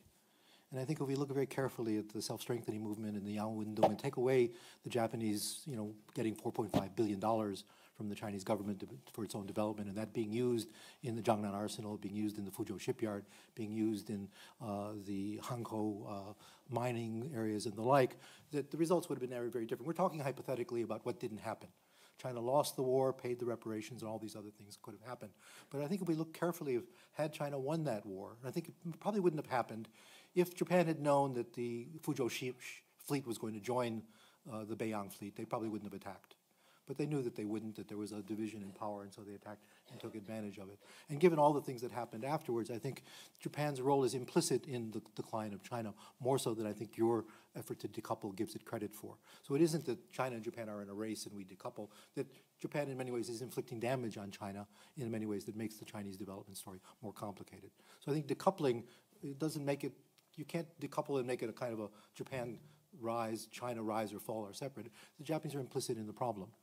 And I think we can't take that away from it, given the issues of what brought down the self-strengthening movement. Now, the Harvard School has been very famous for writing on the Yangwu Yundong, the so-called self-strengtheners, and talking about failure narratives in that particular issue. By looking at it in the 1880s, 1890s, most of the literature of the time and the writings of the New York, of the Herald, the Shanghai Herald, and all the rest of it indicates that they were doing quite well, that they were at least succeeding, that the Chinese Navy was larger and perhaps even technologically more advanced than the Japanese Navy, and the Japanese were unsure about certain things. At the various incidents in Taiwan in the 1870s and other incidents over the Ryukyus, it was unclear how that would work out, and Japanese superiority wasn't that clear. So I think 1894-95 is an important kind of threshold for the beginnings of this. At the risk of mischaracterizing Bill Kirby's position on this, I think he would agree with you. In fact, one of his recent articles has stated pretty plainly that if not for the Japanese, we would not have seen the Communist Revolution of 1949 succeed. He's given that very, very great weight in some of his work. I think Chalmers Johnson argued that a long time ago. Right. Other questions? Yes. Back.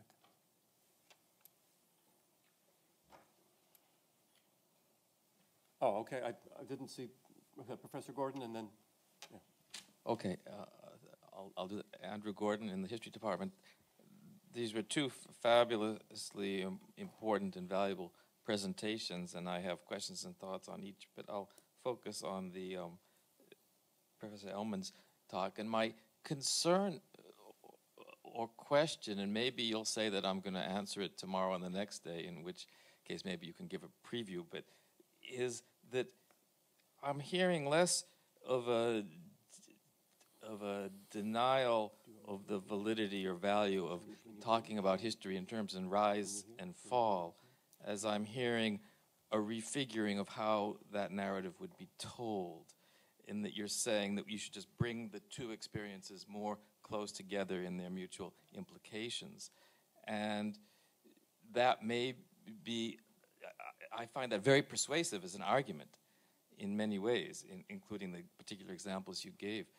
But I also see it as something that almost inevitably then feeds into some further telling of a more recent story in terms of rising and falling. And so how, and I don't have, I'm not like a lawyer where you go into court and ask a question when you know the answer. I don't have an answer to this. It's troubling me, but if you have thoughts, I'd appreciate it. Well, I'm hoping to do some of this, as you said, Thursday and Friday on a different kind of level. In the end, no one should leave the room thinking that China won the Sino-Japanese War. They lost. I mean, they lost decisively. The Japanese took Port Arthur and then, of course, had to give it back. And the Russians took it over, and that was the thing that the Meiji Emperor was most chagrined about, is to having to swallow, without a single battle, giving up the jewel of the campaign. So in that sense, the Japanese won the war, the Chinese lost the war, and I don't think that's going to change. I don't want anybody to think that I've turned night into day or today into night. That happened. But the reasons for it and the issues and debates about it, I think, are things we have to worry about. I think the rise and fall issues are coming much later than we might have expected, that they're not being read into the Tokugawa period, they're not being read into the Dutch learning period, they're being read into events that are closer and closer to the 1890s, 1880s, 1870s, 1860s perhaps. So I think demarcating it and coming up with a stronger narrative. As I said, I de-teleologize, but I also re-teleologize. And I think of the teleologies, I think I'm offering the beginnings of a new form of a teleology that many others hopefully will contribute to, but we're going to have to come to grips with the early teleology. And among those re-teleologies, China loses the Sino-Japanese War. Japan wins that and also wins the Russo-Japanese War. The historical record is quite clear about those issues. So I think your sense of retelling in terms of the remaining aspects of the rise and fall. What was the rise? What was the fall? Was culture involved? Was art involved? All these other issues are more complicated, and I think we can locate rise and fall more in, often as a cultural historian, warfare represents a whole frame of economic imperatives that the Chinese lose in giving up billions of dollars, billions of silver coins to the Japanese in that war. So I agree with you, but I think we get a better narrative. Not a final narrative either, but a better narrative as we rethink these earlier narratives. All right. There's a question in the back here, I think. Hung, I'm a first-year PhD student here. I don't know how I missed the event in 2006, but having heard it for the first time here, it's indeed the reaction of the Chinese students is very baffling.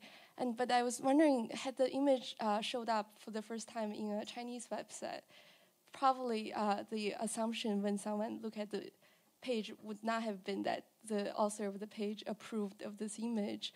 So I wonder if embedded in this reaction is also this constructed assumption of the position of the West or the role of the West.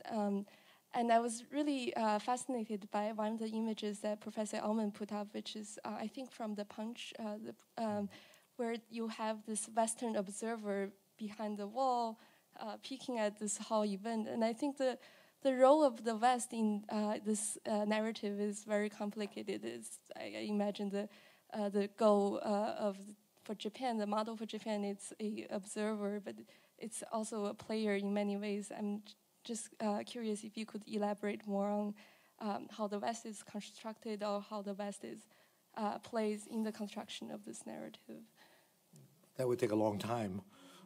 You can read things in the Shanghai press and also in the press in Japan about these kinds of issues where Westerners were involved in writing stories in English about the war from the point of view of Chinese in Shanghai and the Japanese in Japan. The Observer is actually an Englishman. Punch is a very famous journal that spoofs all kinds of things, spoofs Englishmen. So it was also spoofing the Englishmen watching this war with these traditional kinds of values. And the samurai as a dwarf is the Chinese perspective, and the Goliath is in some ways not so much the Japanese view, but perhaps more the European view.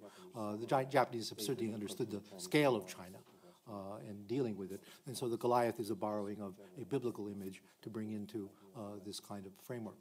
But the Europeans is acting as if they're puzzled by this, I think is in many ways a kind of what I would call an optical illusion. They're very much involved in this.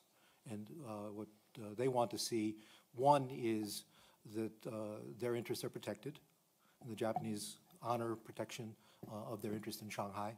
And then when the Japanese are unexpectedly successful in taking Port Arthur and the other areas approaching Manchuria, the Russians, the French, and the Germans are very upset, and they begin to demand that the Japanese pull back, causing the Chinese to pay even more for that right to pull back.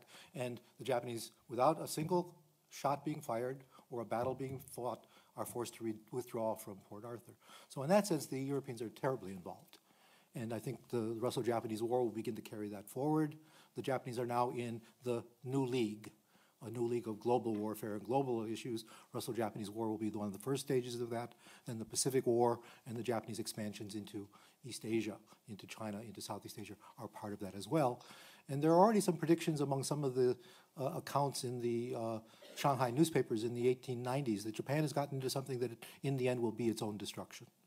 There are people that already see in the 1890s that Japan has now moved from a little island with limited resources to having depend upon the resources of a huge Asian continent, and it will pay the price of that when the other powers begin to eat it to death. In that sense. So I think the West is not just that standing on a ladder looking at this kind of warfare. They've been implicit in what's been happening in China. They've been getting treaty ports in Japan. Both Japan and China in this period of time are giving foreigners extraterritoriality, giving them their own special privileges. The Japanese and the Chinese are battling over, should Chinese have extraterritorial rights in Kobe, for example? And there are battles between sailors over that. And certainly, should the Japanese in China be given extraterritorial rights? So the West is implicit in all these issues and punched by making it seem as if the British observer is watching something that is happening on the battlefield. I think that's a misperception. Would you like to say something? Well, just briefly, I agree with Professor Ellman. The context is not just China and Japan, but it's the imperialist world order. And that's what you can't separate, and we tend to leave it out. And Japan's perception is that it must join this world order. And there's a great deal of, as I think you all know, Japanese social Darwinist writing before this. You're either meat on the table or you're one of the people that is dining at the banquet. That's their language. So you really do have to put it in the whole context of the unequal treaties, extraterritoriality. This is all preceded by the scramble for concessions. Russia is moving in. The question on who has the right to use images is a very interesting one. If that image of the execution is a perfect image to be shown in a Chinese museum of Japanese atrocities, where it would be absolutely accepted as one more example alongside of your photographs of Nanjing or Unit 731. Therefore, what can be used by Chinese or by victims in general takes on a different meaning when it's being used by others. I don't think the attack in 2006, though, I think there was there were various reasons that it took the course it did. One was the climate of the times. One was that people were very upset. One was that the name that was associated with it was a Japanese name. That's why there were reasons my name wasn't up with the email number, but it was up as the author. It didn't come so much to me. And all they just wanted was that I be fired. But it didn't come with the incredible race hate, racial invective, threats of violence and others. So what you were picking up there was an anti-Japanese sentiment that was part of what was being pumped up in China and has been since the 1980s in various ways. And that the specifically anti-Japanese nature of that nationalism. But it was very interesting to me because the image itself is only offensive because it was not being brought up by Chinese people saying, look at the terrible things that were done to us. I think I saw Paul Cohen's hand. I enjoyed both presentations very much. I thought they were really very, very stimulating. One issue that has come up in my own work and in my teaching has to do with fraudulent, not just people not paying attention to the context in which a picture, an image is shown, but also the fraudulent use of images, which is apparently not at all uncommon among journalists. After I published my book on the boxers in 1997, the History Channel put on an hour-long presentation on the boxers. And Joe Estrick and myself and Jim Hebbia were involved as talking heads, as it were. And we all noticed that a number of the pictures that were used by the History Channel, the dead outside the walls of Beijing, actually were pictures that had been taken in Tianjin, and things of that nature. Now, in this case, it didn't make, you can say, it didn't make a huge amount of difference, but it was very illuminating to me, there were other instances that I'd come across in my career where the picture is defined by the context, and the context may be a fraudulent context. So it's not just a question of people not paying attention to the context. It's a question in many cases of people being presented with a false context, and there's no way they can really know that that's the case. So pictures are dangerous.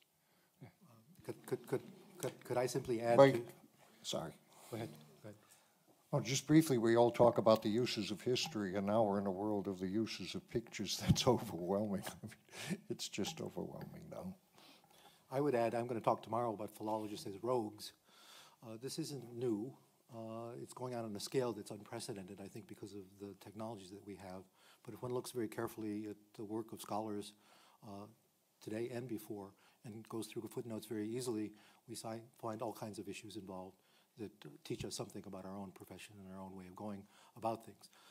I will just give you one example from the sciences, since as someone in the humanities this troubles me, but 10 to 15% of the articles submitted to scientific journals are arguably forgeries.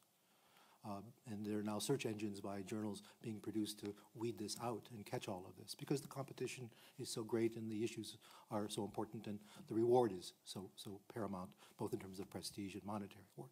But tomorrow I'll be talking about Chinese and Japanese scholars working on texts that come from the same tradition, supposedly the Analects, making uses of it for particular purposes, and the text, not the image, is being manipulated.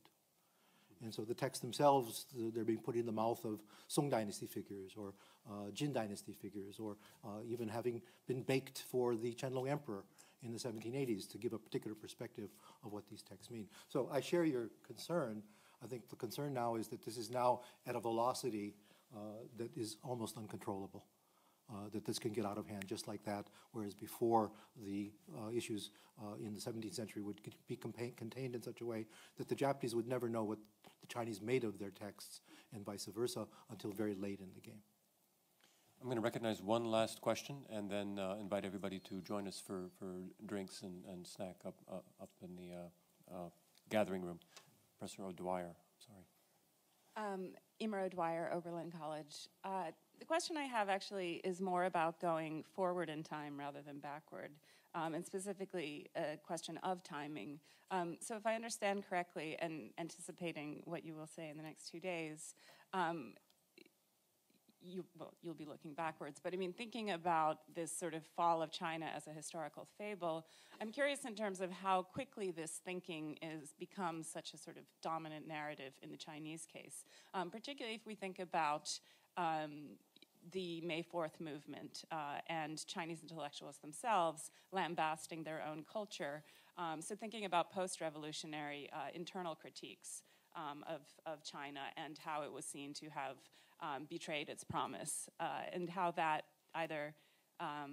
fits into your overall argument.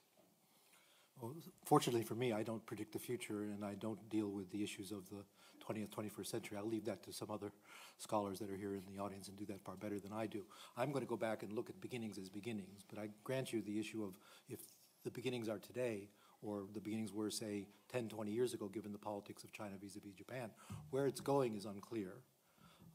And my own sense of fear would be that the academic world has to sort of get involved in keeping these narratives from getting out of control. In other words, I'm not predicting a narrative. I'm fearful of a narrative where we will see confrontations between China and Japan grow. Maybe I didn't understand your question. My question, I'm talking about within 15 years or so Yeah. of the Sino-Japanese War, that already we have these very trenchant critiques of Chinese society. It didn't take that long. Yeah, no, it didn't take that long, but certainly 5 or 15 years, that's very entrenched. And so I'm just thinking about how did they get disentrenched? What was the sort of momentous force that makes this narrative, tumble and tumble and get bigger and bigger? And sort of when do we see it at its kind of, maybe still, well, now still, but I mean, I'm just thinking that, this is not a narrative that suddenly in 1895 is fully formed, right? But that is one that will continue to evolve and grow in size and power, certainly, in the years leading up to World War I and then thereafter. So I wonder how much of that you have, sort of the snowballing of this I think narrative. The areas I'm particularly interested in the snowballing is in art history and in Western versions of Chinese history and Japanese versions of Chinese history, to see how that evolved within those fields to have certain perspectives that snowballed on top of this kind of issue. The other side of it is the revolutionary narratives of China, which I don't work on in the Republican period and later under the Communist period, in building on these arguments that everything is wrong. The Cultural Revolution is a kind of continuation of the earlier New Culture movement, the role of the May 4th. These are building on each other in many ways, trying to build a new China. And given the failures and the invasions and the problems that the Chinese have over time, this focus on the failure narrative builds a kind of an inherent narrative that continues for a long period of time. But I will say I'm not a Republican historian. I'm not a PRC historian. And the continuation of those narratives is something I think I'm bequeathing to others to do. I will say, for example, Song history is a Japanese invention, is a kind of a fairy tale about the Song dynasty and all the possibilities. Miyazaki, Chisada, and the others were the ones that invented the Song Renaissance and all the stories about the rise of the Song as they were in the midst of belittling the Ming and the Qing and its failures, and that we are restoring a good deal of Ming-Qing history in the face of that earlier argument that the Song was the height of it all, and China began to fail from that point forward. The early modern narratives of Naito Konan and others are built into that narrative. Add to that the issues of art history that I tried to present a little bit today. I'll be working on those as well, but usually ending in the early Republican period. Yeah. Well, I think we have more than enough good reason to come back tomorrow. We have taken up well more than the time that we had allotted. I think that's testament to the great interest that these issues hold for all of us here. Again, we have a reception outside. Please join me in thanking